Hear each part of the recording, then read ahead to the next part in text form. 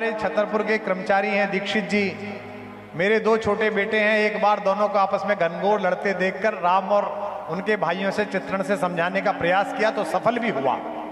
लेकिन आज के समय में टेक्नोलॉजी से सृजित Thanos, iron man, Spiderman, Batman, Bollywood के रॉकी ब्रदर्स, सलार जैसे, सलार कौन है भाई?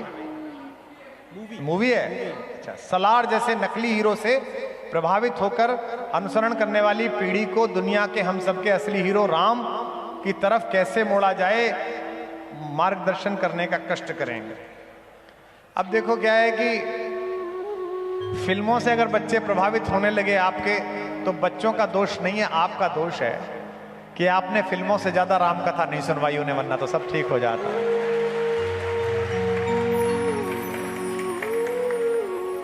आप फिल्मों से अधिक उन्हें अपने अपने राम की वीडियो सुनवा दो, आप फिल्मों से अधिक उन्हें अपने अपने राम के सत्र में ले आओ, किसी भी साधु सत्संग में ले आओ, वो समझ जाएंगे। क्योंकि तब उनकी समझ में आएगा कि हैरी पॉटर हीरो नहीं है, पुरुषार्थ से जीने वाले राम हीरो हैं। राम के जीवन में कोई चमत्कार नहीं है, राम ने आकाश में हाथ घुमाकर कोई चीज पैदा नहीं की है, राम ने यूं छू मंत्र पढ़ के समुद्र के ऊपर पुल नहीं बनाया है, 3 दिन तक प्रतीक्षा की है, उपासना की है, समुद्र से मार्ग मांगा है, उसके बाद समुद्र को समझाया है, धमकी देकर मारा नहीं है। विनय न मानत जलद जड़ गए 3 दिन बीत, बोले राम सकोप तब भय बिन होए प्रीत। और उस समय मारा नहीं है, भगवान को क्रोध नहीं आया, नकली क्रोध आया, क्योंकि पिता अपने बच्चों पर असली क्रोध नहीं करते। ये माएं बैठी हैं दिन में 100 बार अपने लड़के से कहती हैं मर जा उत्ते, मरने के लिए थोड़ी कहती हैं, जरा सी चोट लग जाए तो कलेजा टूट जाता है, ए नाश जा तेरा। हमारी दादी बोलती थी, थोड़ी चाहती थी मेरा नाश हो, प्रेम से बोलती थी। इसलिए वो तो पुत्र है, पंच तत्वों में एक है जल, और भगवान पंच तत्वों के स्वामी है, इसलिए डराते हैं, मारते नहीं है। जब आपको मारना होता है तो हथियार किससे मंगाते नहीं है, आप हाथ में उठा के मार देते हैं। और जब मारना नहीं होता तो क्या कहते हैं, लइए जरा डंडा, अरे अभी बताऊं, ऐसे बोलते हैं। भगवान क्या कहते हैं, लक्ष्मण बाण सरासन लानू, अरे लइयो जरा लक्ष्मण, सोखो बारिद बेशक कृसानू, अभी सोखता हूं इसे। अच्छा चलो ये भी मान लेते कि बाण मंगाया तुरंत ही सोख दे, उसके बाद भगवान ज्ञान देने लगते हैं कि ये मान नहीं रहा है। सटसन विनय कुटिल सन प्रीति, सहज कृपन सन सुंदर नीति, ममता रत सन ज्ञान कहानी, अति लोभी सन विरत बिखानी, इतना सारा ज्ञान देते हैं। अगर आपने उसे राम की कहानी सुनाई होती तो उसकी समझ में आ जाता कि हैरी पॉटर कोई पुरुषार्थी नहीं है, राम में पुरुषार्थ है।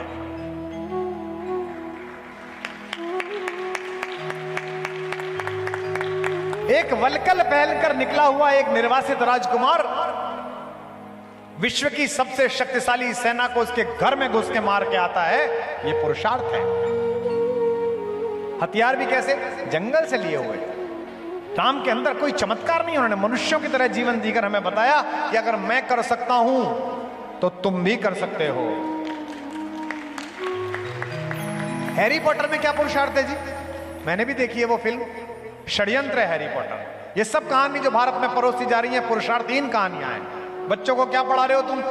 मैं 70 के दशक की पैदाइश हूं, मैंने अपने बचपन में आरुणि पढ़ा, मैंने धौम्य पढ़ा, मैंने नचिकेता पढ़ा, मैंने प्रहलाद पढ़ा, मैंने ध्रुव पढ़ा, मैंने महाराणा प्रताप पढ़े, मैंने झांसी की रानी पढ़ी, और मैंने वो छत्रसाल पढ़ा कि बेतवा नदी का युद्ध याद अकबर को जब आ जाता था, सुनते हैं सोते सोते अकबर महलों में जग जाता था। मैंने वो पढ़ा, यहीं से प्रकाश भैया की कविता से हमने छत्रसाल पढ़ा। हमने बहन को दिए गए भरोसे पर खरा उतरने के लिए मरने के बाद दोबारा जन्म लेने वाले हरदौल की कहानी सुनी। आप अपने पोते को क्या पढ़ा रही हो जी?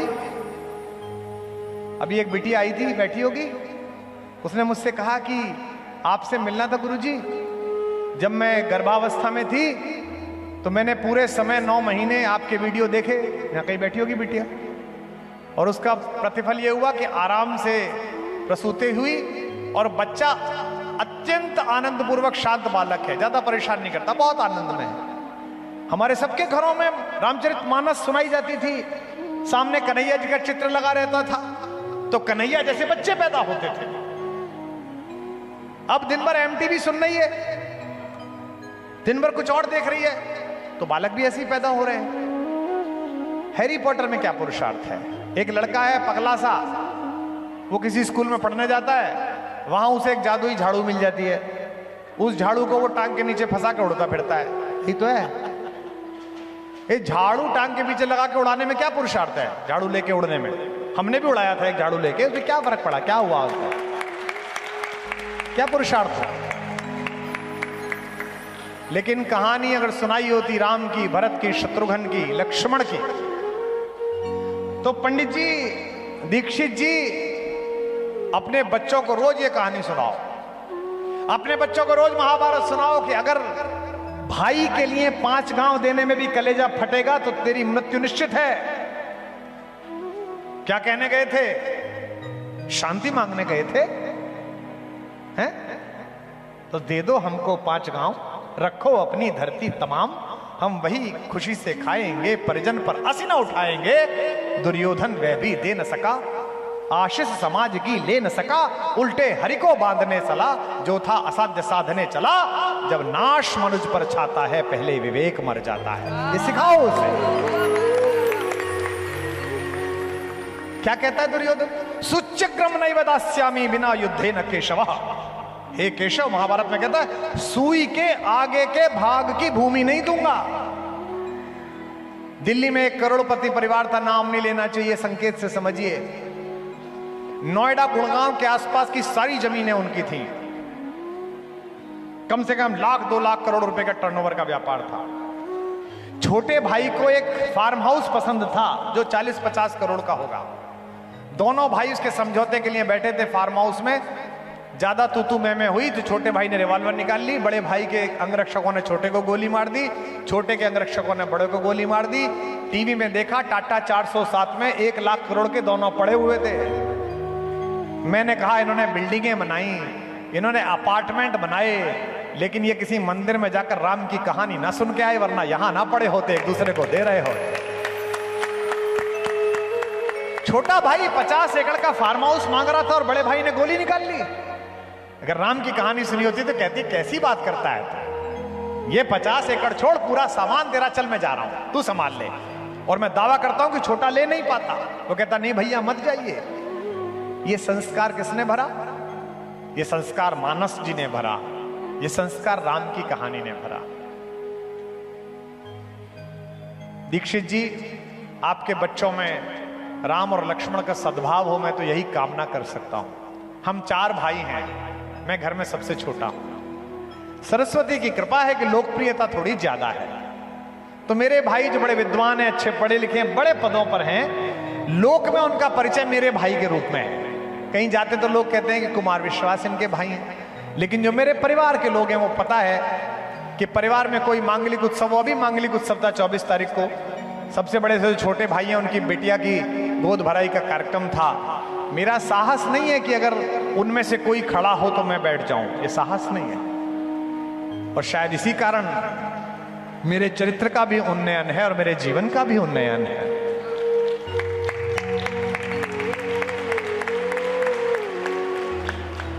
भगवान का राज्याभिषेक हो गया। अगले दिन सुबह उठ के चारों भाई गुरु वशिष्ठ जी के पैर छूने के गए। प्रातः काल उठ के रघुनाथा, मात पिता गुरु नावहि। क्या बढ़िया जनता, इसको सब याद है। इसमें भी क्रम देखिए, माता जिसने पहले जन्म दिया, पिता जो जन्म का हेतु बना, और इस जन्म के बाद ज्ञान का जो दूसरा जन्म दिया वो गुरु ने दिया। तो माओ के पैर छूने के बाद चारों भाई वशिष्ठ जी के पैर छूने के लिए गए। सुनिए, आनंद आ जाएगा आपको। मैं दावा तो नहीं करता, ये अहमन्यता हो जाएगी, लेकिन बहुधा लोगों ने ये प्रसंग ना सुना होगा। जैसे कल मिथिला का प्रसंग बहुत लोगों ने नहीं सुना था। गुरु वशिष्ठ ने कहा कि राम, अब तुम चक्रवर्ती सम्राट हो गए हो। लक्ष्मण, तुम प्रधानमंत्री कार्यालय के मंत्री हो गए हो, सम्राट के। शत्रुघ्न, तुम अयोध्या की सेनाओं के सर्वोच्च सेनापति हो गए हो। भरत, तुमने तो एक नवीन आदर्श स्थापित किया है। राम, तुम्हारा जीवन पूरे विश्व के लिए अनुकरण का विषय बन गया है। पर मैं जानना चाहता हूं कि मेरे शिष्यों को मेरी सिखाई हुई विद्या याद है कि नहीं याद है? राम ने कहा, गुरुदेव, प्रयास तो पूरा है कि आपने जो सिखाया वो स्मरण रहे। वशिष्ठ ने पूछा कि परीक्षा लूं तुम चारों की? चारों शिष्यों ने कहा जी गुरुदेव परीक्षा लीजिए। गुरुदेव ने सबसे पहले सबसे छोटे शत्रुघ्न से पूछा कि बेटा बताओ जीवन में सबसे मूल्यवान चीज क्या है? शत्रुघ्न ने उत्तर दिया। लक्ष्मण से पूछा कि जीवन में सबसे मूल्यवान चीज क्या है? लक्ष्मण ने उत्तर दिया।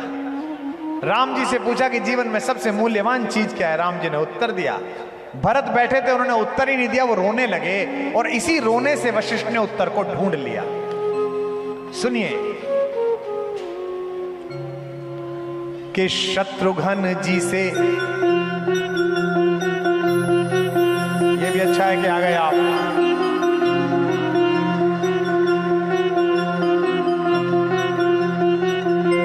पधारिए पधारिए, मैं आप ही की प्रतीक्षा में था, जो सुना रहा था वो आपको सुनना चाहिए। चारों भाइयों से गुरु वशिष्ठ ने पूछा कि जीवन में सबसे मूल्यवान क्या है, तो क्या क्या उत्तर मिला बताता हूं। मेरे अत्यंत प्रिय एक और अनुज आ गए हैं, इतने स्नेहिल, इतने प्रेमी और इतना इनके भाषा में अमृत है जो इनकी ऋषि परंपरा, इनकी गुरु परंपरा से प्राप्त हुआ है। मुझे लोग कहते हैं कि आपने क्या कमाया, क्या छोड़ दिया। मैं कहता हूं मुझसे सौभाग्यशाली कौन जिसके आप जैसे भाई हो, जिसके आप जैसे भ्राता हो। विराज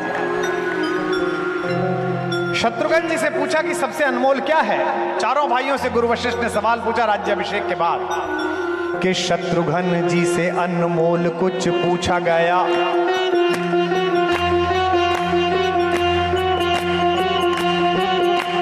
शत्रुघ्न जी से अनमोल कुछ पूछा गया, बोले वीरताई के समान भला और क्या? बोले वीरताई के समान भला और क्या? बोले वीरताई के समान भला और क्या? जो अयोध्या की सेनाओं का सेनापति हो उसके लिए तो वीरता ही सबसे बड़ी चीज है। शत्रुघ्न जी से अनमोल कुछ पूछा गया, बोले वीरताई के समान भला और क्या? बोले वीरताई के समान भला और क्या? बोले वीरताई के समान भला और क्या? लखन से पूछा गया, लखन से पूछा गया, लखन ने ऐसा कहा। लखन से पूछा गया, लखन ने ऐसा कहा, मेरी सीता माई के समान भला और क्या? मेरी सीता माई के समान भला और क्या? मेरी सीता माई के समान भला और क्या? राम जी से पूछा गया, अब इनकी बारी आई। राम जी से पूछा गया, राम मुस्काए बोले। राम जी से पूछा गया, राम मुस्काए बोले, जग की भलाई के समान भला और क्या? जग की भलाई के समान भला और क्या? जग की भलाई के समान भला और क्या? भरत के नयनों से, भरत के नयनों, भरत के नयनों से गिर के आंसू ये बोले। शब्द नहीं, सिर्फ आंसू। भरत के नयनों से गिर के आंसू ये बोले। भरत के नयनों से गिर के आंसू ये बोले, दुनिया में भाई के समान भला और क्या? दुनिया में भाई के समान भला और क्या? दुनिया में भाई के समान भला और क्या? समझाओ। दुनिया में भाई के समान भला और क्या? दुनिया में भाई के समान भला और क्या? शत्रुघ्न जी से अनमोल कुछ पूछा गया, बोले वीरताई के समान भला और क्या? बोले वीरताई के समान भला और क्या? बोले वीरताई के समान भला और क्या? लखन से पूछा गया, लखन ने ऐसा कहा, मेरी सीता माई के समान भला और क्या? मेरी सीता माई के समान भला और क्या? मेरी सीता माई के समान भला और क्या? राम जी से पूछा गया, राम मुस्काए बोले, जग की भलाई के समान भला और क्या? जग की भलाई के समान भला और क्या? जग की भलाई के समान भला और क्या? भरत के नयनों से गिर के आंसू ये बोले। भरत के नयनों से गिर के आंसू ये बोले, दुनिया में भाई के समान भला और क्या? दुनिया में भाई के समान भला और क्या? दुनिया में भाई के समान भला और क्या? दुनिया में भाई के समान भला और क्या? दुनिया में भाई के समान भला और क्या? बोलो भरत लाल की जय। तो दीक्षित जी, आपके बच्चे देख रहे हैं, हैरी पॉटर आपके बच्चे देख रहे हैं, जो आपने लिखी है फिल्में। मैं तो पढ़ भी नहीं पाया कौन सी फिल्म लिख के भेजी है। तो भैया उनमें झगड़ा होगा ही। उन्हें मानस सुनाओगे कि जहां विश्व के एकमात्र उदाहरण है, दो प्रकार की संस्कृतियां, साहब मुझे क्षमा करेंगे कहते हो। एक संस्कृति है जो सत्ता के लिए अपने पिता को बंद कर देती है और आधी मटकी पानी और एक रकाबी शोरा और 2 चपातियां देती है, जिसे औरंगजेब कहा जाता है। जब उसने शाहजहां को बंद करा तो शाहजहां शायर था फारसी का। उसने अपनी बेटी जहां आरा से कहा कि अपने भाई से कहो गर्मी बहुत हो रही है, ये मटकी थोड़ी आधी टूटी हुई है, अगर पूरी मटकी पानी दे दिया करे तो जरा मेरे दिन ठीक गुजर जाएंगे। जहां आरा ने कहा कि भैया अब्बा हुजूर चाहते हैं कि मटकी में पानी ज्यादा हो। झुंझलाए हुए औरंगजेब ने कहा उनसे कहो तमीज में रहें, मैं जिंदा छोड़े हुए हूं, ये बड़ी बात है, जितना पानी मिल रहा है पी लें। एक चिट्ठी फारसी में एक रुबाई लिखकर भेजी शाहजहां ने अपने बेटे को, ए पिसर तू अजब मुसलमानी, बापिदरे आप जिंदा तरसानी। हिंदी में बता देता हूं, आप अपनी संस्कृति पर गदगद हो जाएंगे, जय घोष गूंजेगा यहां। लिखा बेटा तू और मैं अजब प्रकार के इस्लाम मानने वाले आए, जो इस देश में तो आए लेकिन इस देश को न समझ पाए। एक तू है जिंदा आप तरसानी, पिसर माने बेटे, ए बेटे तू अजब मुसलमानी, बबिंदा आप तरसानी, जो अपने जिंदा पिता को पानी के लिए तरसा रहा है। और एक ये भारतीय हैं जिन पर हम राज्य करते हैं, ये अपने दिवंगत पूर्वजों को भी महीने भर पानी पिलाते हैं श्राद्ध में। हम दोनों भैया, ये संस्कृतियों का विभेद है, यह वैचारिकी का विभेद है। सत्ताओं से देश नहीं बनते, संस्कृतियों के पुनर्निरीक्षण से, उनके रक्षण से देश बनते हैं। लोग पूछते हैं ना कि इन मठों मंदिरों इन कथावाचकों का क्या योगदान है। नेता अक्सर पूछते हैं कि यहां बैठे हैं कई नेता, बुरा ना मान जाएं, कि साहब इनका क्या योगदान है। तुम ईंट मिट्टी से, संविधान की मान्यताओं से, नियमों से, कानूनों से किसी राष्ट्र का शरीर बना सकते हो, लेकिन उस राष्ट्र की सात्विक आत्मा का निर्माण तो साधु करता है, संत करता है, मठ करता है, तीर्थ करता है। दीक्षित जी आप पूछते हैं कि आप अपने दोनों बच्चों के बीच का संघर्ष कैसे टालें। श्रीमद् वाल्मीकि रामायण पढ़ाइए। इस श्लोक को मैंने आज से 5-6 वर्ष पहले रात्रि में 3 बजे पढ़ा तो आपकी भाभी जाग गई। वो सुबह उठती हैं 5 बजे पूजा करने के लिए। उन्होंने मुझसे कहा क्या हो गया। उन्हें लगा मुझको कोई समस्या हो गई, क्योंकि मैं हिचकियों से रो रहा था। मैं वाल्मीकि रामायण बंद करता था, फिर रोता था, फिर रोता था, फिर पढ़ता था। मैंने कहा कुछ नहीं, तुम सो जाओ, सुबह समझाऊंगा। राज्याभिषेक राम जी का हो गया। भरतलाल जी सबको धन्यवाद दे रहे हैं कि 14 वर्ष आपने मेरी बड़ी सहायता की। सेनापति को धन्यवाद दे रहे हैं। शत्रुघ्न को धन्यवाद दे रहे हैं कि बेटा तू छोटा है पर मैं तुझे धन्यवाद देता हूं, तू ही मेरे पास रहा। गुरु वशिष्ठ को चरण छू रहे हैं। माओ के पैर छू रहे हैं। कैकेयी के पास पहुंचे तो ठिठके तो राम जी ने आंख तरेरी के सबसे पहले यहां वहां लेटे हैं। अब एक दृश्य आता है, आप भी रो पड़ेंगे बागेश्वर वालों। एक दृश्य आता है जहां वे माता सीता के सामने पहुंचते हैं। अब जटाओं से लिपटा हुआ शीश है और भारतेश्वरी माता सीता बैठी हुई हैं। उनके चरणों में भरतलाल अपना माथा रख देते हैं। कवि लिखता है, महाकवि लिखता है, कवियों का कवि लिखता है, जिसकी आदि कविता में वाणी कल्याणी ने प्रवाह पाया, जिसके कारण मुझ जैसा सामान्य शठ मूर्ख, एक सामान्य गृहस्थ अपनी बात कहने के योग्य हुआ इन लाखों हजारों लोगों में। वो मेरा बाबा, मेरा भगवान लिखता है कि इस सिर ने पैर को और पैर ने सिर को, दोनों ने एक दूसरे को धन्य किया। लंकेश्वर प्रणति भंग दृढ़ व्रतम तद्वन दम युगम। और अंत में लिखता अन्योन्य पावन मभूत भूव समेत्वा। दोनों ने एक दूसरे को पावन किया।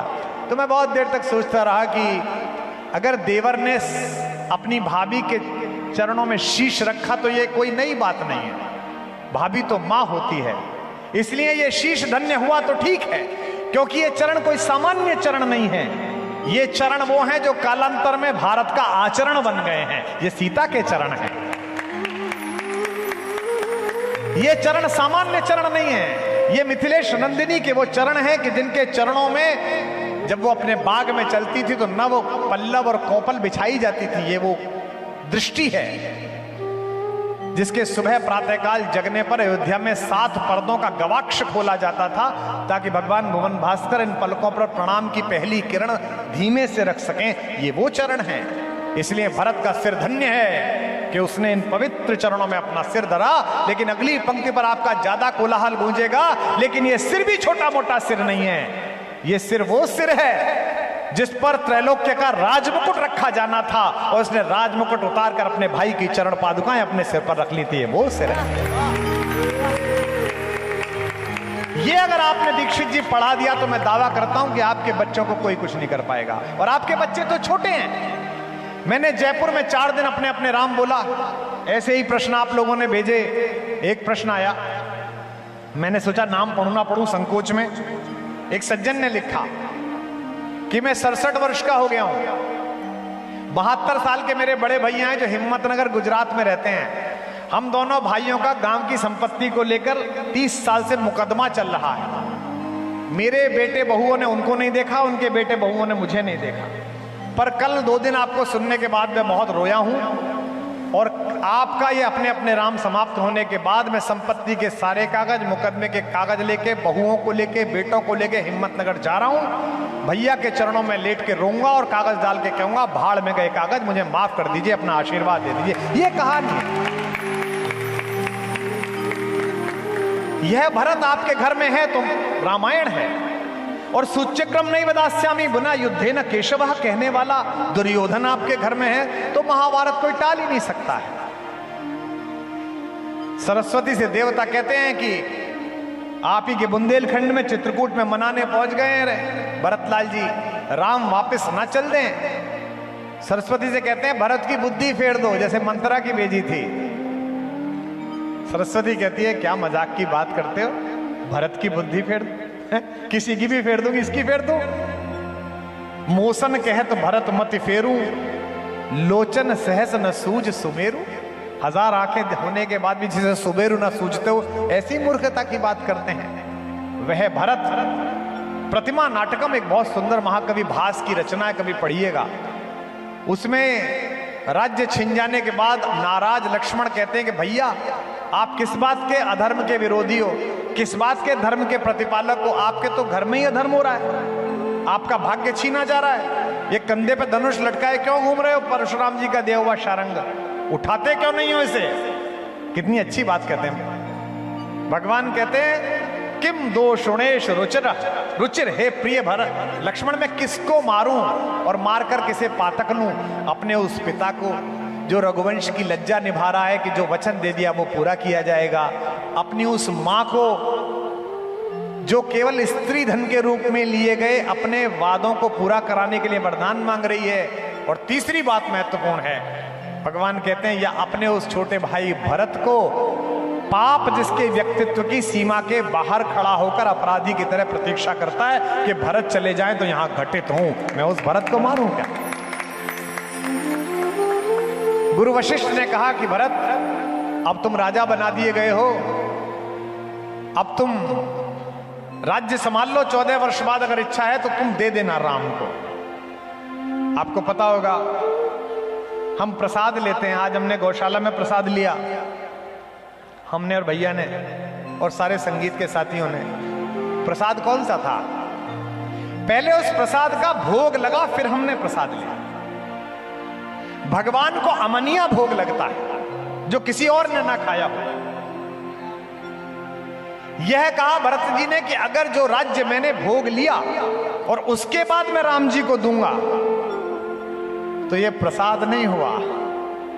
इस भोग के एकमात्र अधिकारी तो, इस राज्य के भोग के एकमात्र अधिकारी तो राम जी हैं। सबसे पहले प्रसाद वही ग्रहण करेंगे, उसके बाद जो बचेगा वो मैं स्वीकार करूंगा। इसलिए मैं राज्य को नहीं लेना चाहता। जिस दिन राम जी को वापस बुलाने के लिए भरतलाल गए हैं तो रात्रि में भरद्वाज जी के आश्रम में विश्राम किया उन्होंने। और सुबह जब चलने लगे तो चेहरे पे उदासी थी। तो भरद्वाज जी ने कहा कि राजन, आपके मुखमंडल पर उदासी शोभा नहीं देती, आप किस लिए कष्ट में हो? भरतलाल जी ने कहा कि महर्षि मुझे यह पता नहीं है कि भैया मुझसे नाराज हैं कि मुझसे प्रसन्न हैं। मुझे ये पता नहीं है कि मैं पहुंचूंगा तो भैया दोनों हाथों से मेरा स्वागत करेंगे या मेरा तिरस्कार करेंगे, क्योंकि मुझसे अपराध बहुत बड़ा हुआ है। और बागेश्वर धाम वालों, दुनिया में अकेले भरत हैं जो उस अपराध की सजा पा रहे हैं जो उन्होंने किया भी नहीं है।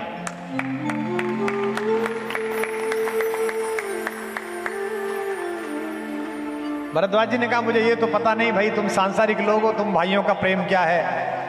पर मैं इतना जानता हूं कि राम जब सुबह यहां से गए थे और पुरोहित को मैंने बुलाया था कि गंगा पार करनी है, अब पूजा अर्चना कर दो,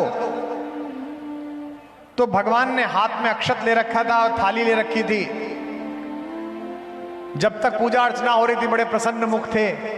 जैसे ही पुरोहित के मुंह से निकला जम्बूद्वीपे भरत खंडे, भरत सुनते ही थाली हाथ से छूट गई और पृथ्वी पर रोने लगे, कहने लगे हाय भरत हाय भरत। इसलिए मुझे पता नहीं कि प्रेम है कि नहीं है।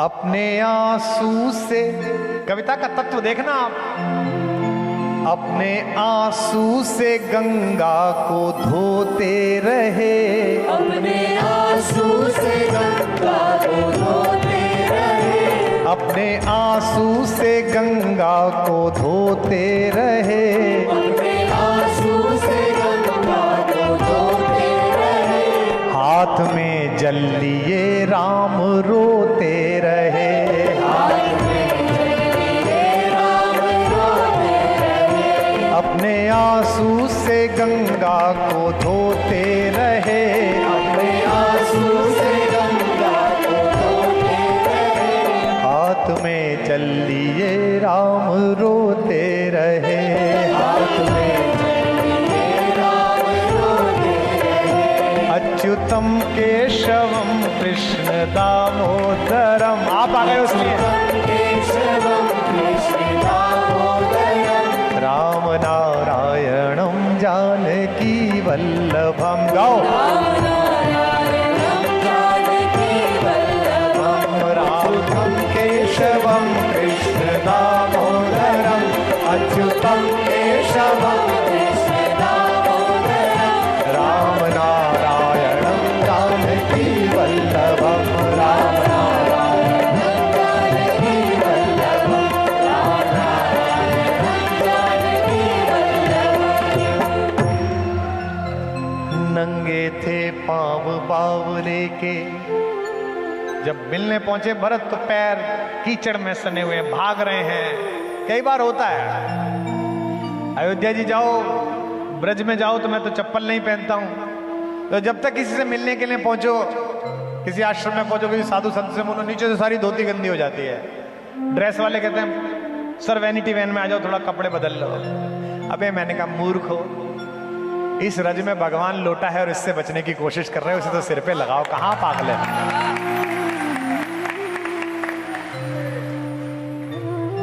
नंगे थे पांव बावले के, कीचड़ में लिसे हुए भी थे। नंगे थे पांव बावले के, कीचड़ मिट्टी में लिसे हुए। भरत और राम मिलने की प्रतीक्षा में आमने सामने 10 मीटर की दूरी। कवि कहता है कुछ कुछ बह रहा रक्त भी था, कंकड़ भी थे कुछ छुपे हुए।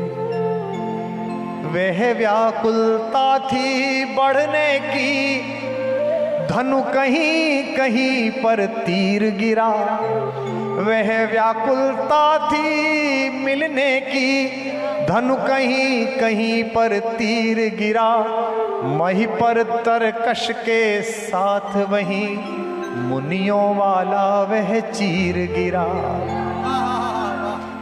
बावरा चाहता था पहले रघुबर को शीश झुका लूं मैं, रघुवीर चाहते थे पहले छाती से इसे लगा लूं।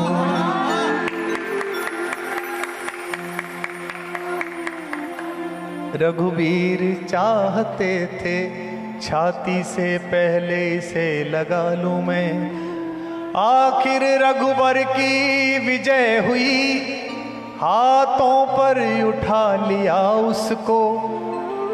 वह चरण छुए इससे पहले छाती से लगा लिया उसको। यह हृदय हृदय का मिलन हुआ, जब हृदय हृदय का मिलन हुआ तो दूर विरह का ताप हुआ। सबने देखा, अब सबने देखा, चित्रकूट में ऐसे भरत मिलाप हुआ। तो दीक्षित जी, आप अपने बच्चों को पढ़ा क्या रहे हो? अगर ये सिखा रहे हो, रात के समय में चंद्रमा निकला हुआ है, पूरी अयोध्या सामने बैठी हुई है, भगवान मंच पर विराजमान हुए, सामने भरत बैठे, आप जैसे हजारों लोग, सारी अयोध्या के लोग। वो एक रात थी जो इस विश्व का इतिहास बदल सकती थी। अगर राम उस दिन लौट जाते तो जनता की इच्छाओं का पालन होता। दिल्ली में बैठे हुए मठाधीश और लखनऊ और भोपाल में बैठे हुए नेता और यहां आए हुए विधायक गण समझें कि भगवान ने एक नया आदर्श तय किया है। राम जी ने, जनमत सदा सत्य नहीं होता, कई बार जनमत भी गलत होती है, लेकिन नीति सदा सत्य होती है, सत्य सदा सत्य होता है।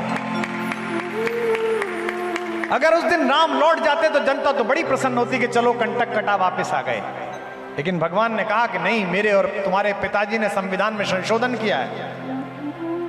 इसीलिए मैं सारे लोगों से कहता हूं कि भगवान अगर लड़कर अपने विग्रह में स्थापित हुए हैं रामचंद्र जी, तो मुझे इसका दुख नहीं है, मुझे इसका सात्विक स्वाभिमान है कि न्याय के देवता ने न्यायालय में लड़ा के अपना न्याय लिया। और आज ये मेरा छोटे भाई, मेरा अनुज मथुरा से आए हैं। मैं इसी व्यासपीठ से इसी शुभकामना को आपके संकल्प के बीच दोहराता हूं कि साल नहीं बीतेगा, जैसा उत्सव हमने अयोध्या में मनाया वैसा हम मथुरा में मना के मानेंगे, लेकिन सात्विकता से मनाएंगे। यह दो संस्कृतियों का अंतर है। एक कहती है कि इसमें जो लिखा है वही सत्य है, इसके बाहर गए तो सरतन से जुदा मार देंगे। एक हमारी संस्कृति है। ये किताब आई है सनातन धर्म क्या है मेरे छोटे भैया की, सबको पढ़नी चाहिए, बड़ी सरल है, मैंने भी पढ़ी। लेकिन इस किताब में भी 5 दोष जो मुझे दिखेंगे वो लिख के मैं फोन करूंगा कि भैया ये छूट गया, अगले संस्करण में ठीक कर लेना, और वो मानेंगे। ये कहां से आया है? ये परंपरा इस संस्कृति से आई है जहां आद्य शंकराचार्य, विश्व की सबसे बड़ी तेजस्वी विभूति, दक्षिण से चली और महेश्वर में मंडन मिश्र को शास्त्रार्थ के लिए आमंत्रित किया। मंडन मिश्र का क्या जलवा था।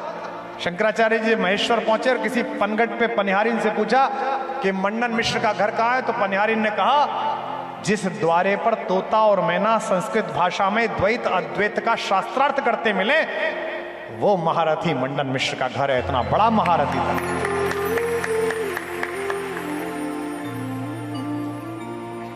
अड़तालीस प्रहर शास्त्रार्थ चला भगवान।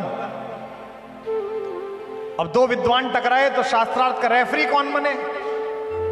ये जवान लड़के जो आए, जज साहब आए, आज मिले थे। जज साहब मुझे माफ करना, सम्मान मत भेज देना इस बात पे, पहले ही बहुत मुकदमे मेरे ऊपर। हमको बताया गया कि इटली में 1878 में एक महिला हुई, लिंडा पोइट। वो पहली महिला वकील थी। इससे पहले स्त्रियों ने वकालत नहीं करी। इससे पहले स्त्रियां, तुम पढ़ते विदेश से हो इसलिए तुम ऐसा सोचते हो। 1800 साल पहले इसी पृथ्वी पर 2 विद्वानों ने तय किया कि कौन जज बनेगा। तो मंडन मिश्र ने कहा आप चुन लीजिए। तो मेरे शंकराचार्य ने जज चुना मंडन मिश्र की विदुषी पत्नी देवी भारती को, कहा ये जज बनेंगे। देवी भारती ने कहा कि मैं तो काम में लगी रहूंगी, लेकिन चिंता मत करो, निर्णय तुम दोनों का कर दूंगी। 3 दिन तक शास्त्रार्थ चला। रात को माता सो गई, सुबह गैया का दूध निकालने के लिए उठी, देखा दोनों शास्त्रार्थ कर रहे थे, चुप बैठे हुए थे, खामोश। दोनों ने माँ की ओर देखा कि निर्णय करो। माँ ने कहा मेरा पति हारा, शंकराचार्य तुम जीते। किसी ने पूछा कि कैसे पता चला? बोले नील कमलों की मालाएं 2 बनाकर मैंने दोनों के गले में डाल दी थी। उलझे हुए तर्कों के कारण, आक्रोश के कारण, घृणा के कारण, ज्वार के कारण, जिसके हृदय में अग्नि थी, उसके कमल मुरझा गए, और विचार की शीतलता के कारण, जिसके तर्कों में अकाट्य सत्य था, उसके कमल फूले रहे। शंकराचार्य के कमल खिले हुए हैं, शंकराचार्य जीते हुए। जब चलने लगे तो मंडन मिश्र का नाम बदल दिया, शिष्य के रूप में स्वीकार करके आद्य शंकराचार्य ने कहा सुरेश्वर मिश्र। मुझे इस वाचालता के लिए साधु संत क्षमा करेंगे, मैं धर्म का अधिकारी विद्वान नहीं हूं, अध्ययन और गुरु परंपरा में जो मिला उससे बोल रहा हूं। सुरेश्वर मिश्र ने कहा गुरुदेव आप तो केदारनाथ जी जा रहे हैं मंदिर का निर्माण करने के लिए, मेरे लिए क्या आज्ञा है? ये केवल भारत है जिसके पास अपने अनुशीलन और पुनर्पाठ की इतनी संभावना है।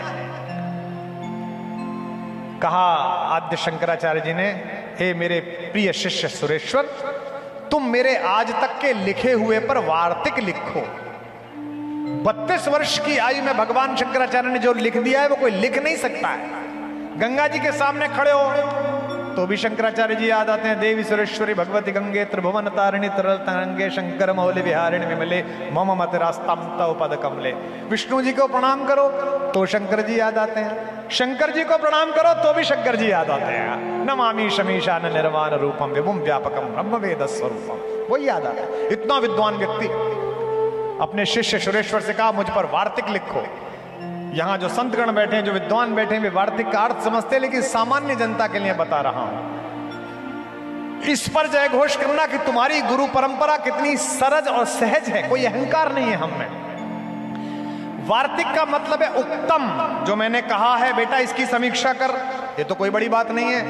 मेरी 3 किताबें बेस्ट सेलर, कोई दीवाना कहता है पगली लड़की और फिर मेरी याद, मैं कहूं कि इसकी समीक्षा करो, इसमें क्या महान काम है, अपनी तारीफ करवा रहा हूं। कहते उत्तम, इसकी समीक्षा कर।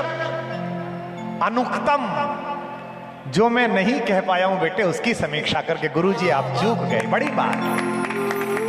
और करतल ध्वनि कम उठी, अगली बात पर जय घोष उठ जाएगा। ये केवल साहस भारत का शंकर कर सकता है, भारत का गुरु कर सकता है, भारत की व्यासपीठ कर सकती है। कहा उक्तम अनुक्तम दुरुक्तम च वार्तिक। और बेटा अगर मैंने कुछ गलत भी लिख पढ़ दिया हो तो उसकी भी समीक्षा करके गुरुजी आपने गलत लिख दिया, ये बात भारत।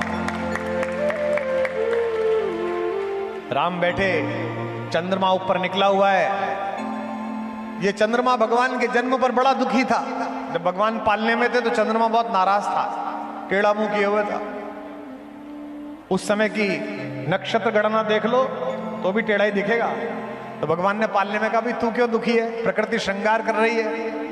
उसने कहा हमारा क्या, आप तो सूर्यवंशी हो, आपके नाम में तो सूर्य ही सूर्य है, हमारा क्या मतलब है। भगवान ने कहा दुखी मत हो, मैं सबके कल्याण के लिए आया हूं। आज से मेरा नाम कभी तेरे नाम के बिना नहीं लिया जाएगा, दुनिया मुझे रामचंद्र के नाम से जानेगी, तू भी प्रसन्न रहे। गुप्त जी लिखते हैं बुंदेलखंड के, रात्रि में जनता बैठी, आनंद लीजिए इसका, कि तदनंतर बैठी सभा उटज के आगे, नीले वितान के तले दीप बहु जागे, टकटकी लगाए नयन सुरों के थे वे। सब टकटकी लगाए थे, पता नहीं क्या होगा, परिणाम उत्सुक उन भयातुरों के थे वे। वह चंद्रलोक था कहां चांदनी वैसी, प्रभु बोले गिरा गंभीर गूढ़ निधि जैसी। एकदम भगवान बोले, हे भरत भद्र अब कहो अभीप्सित अपना। भैया बताओ क्यों आए, क्या चाहिए। सोचिए जिसके कारण उनके परम प्रिय भाई को इतना कष्ट सहना पड़ा, उस भाई से भाई पूछ रहा है कि तुझे चाहिए क्या। सब सजग हो गए भंग हुआ जो सपना। भरत ने कहा, हे आर्य रहा क्या भरत अभीप्सित अब भी, मुझे और क्या चाहिए भैया। मैं तो इसी दिन के लिए पैदा हुआ था कि मेरी माँ के कारण मेरे पिता कष्ट पाकर मरे, आप इस पेड़ के नीचे बैठे रहें, भाभी के पैरों में बिवाई फट जाएं, इसी दिन के लिए पैदा हुआ था। कहते हैं मैं इस बात से परेशान नहीं हूं कि आपको इतना कष्ट हुआ, आज मैं इस बात के लिए परेशान हूं कि आपने मुझसे ये पूछा कि मुझे क्या चाहिए। मैंने अभी थोड़ी देर पहले कहा था कि अगर भगवान के सामने ये तय करना पड़ा कि उसे क्या चाहिए, हमको क्या चाहिए, तो भगवान फिर किस काम का है। कहता है कि आर्य रहा क्या भरत अभीप्सित अब भी। भगवान ने क्या करा, प्रभु ने भाई को पकड़ हृदय पर खींचा, रोदन जल से सविनोद उसे फिर सींचा। और ये 2 पंक्ति सुनिएगा, कहा बेटा मुझसे क्यों नाराज होता है, तेरे आशय की थाह मिलेगी किसको, जनकर माता भी जान न पाई जिसको, 100 बार धन्य वह एक लाल की माई। आप भी बोलना, 100 बार धन्य वह एक लाल की माई, जिस जननी ने है जना भरत सा भाई। पागल सी प्रभु के साथ सभा चिल्लाई, 100 बार धन्य वह एक लाल की माई। ऐसा भाई जिसको प्राप्त हो जाए। बड़ा प्रसिद्ध प्रसंग है, मैंने कई बार सुनाया भी है और बहुत सारे लोग इसे सुनाते भी हैं, लेकिन कुछ लोगों को इसमें अत्यंत आनंद मिलता है, इसलिए मैं सुना रहा हूं। बाकी मुझे शबरी पर विशेष रूप से आज बोलना है। उस दिन भरतलाल जी को 3 चीजें देकर भेजा भगवान ने।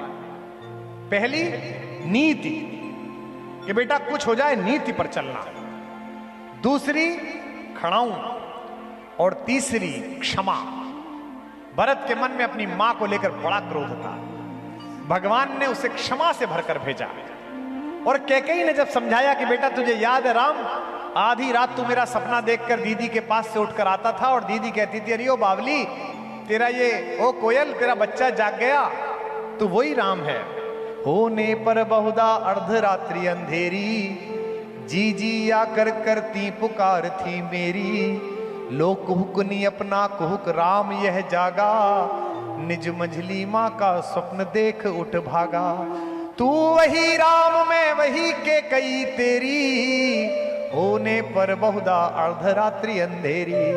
राम क्या कहते हैं, हे अम्ब तुम्हारा राम जानता है सब, इस कारण वह कुछ खेद मानता है कब। छोटे छोटे बातों में गुस्सा हो जाना, क्रोध हो जाने वाले लोगों, इस प्रसंग से दीक्षित जी ने इस बहाने याद दिलाया, यही ध्यान रखना कि अगर क्षमा इतनी बड़ी है जितनी राम में है, तो तुम्हारे घर में रामायण है। और अगर समाई इतनी भी नहीं है कि 5 गांव भी नहीं दे सकते, तो तुम्हारे घर की महाभारत को कोई टाल नहीं सकता। ये तय बात।